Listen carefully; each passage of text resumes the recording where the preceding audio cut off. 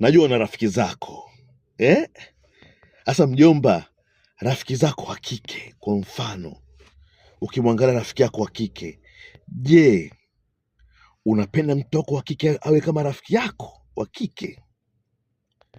Una rafiki wa kiume, je, unapenda mtoto wako wa kiume awe kama rafiki yako wa kiume? Kama unaona mtoto wako wa kike akiwa kama rafiki yako wa kike, anakwenda na maji, anakuwa amepotea.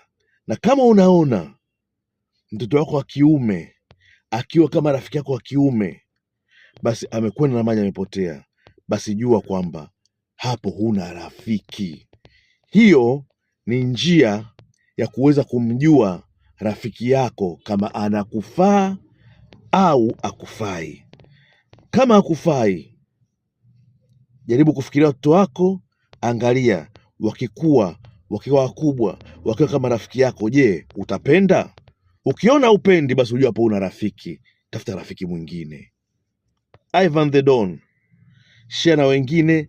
Usiniulize tena mtajuaje rafiki huyu ananifaa. Njia nimekupa hiyo, very easy. Fanya wa utafiti. Bye bye. I love you so much. Bye. Share na wengine.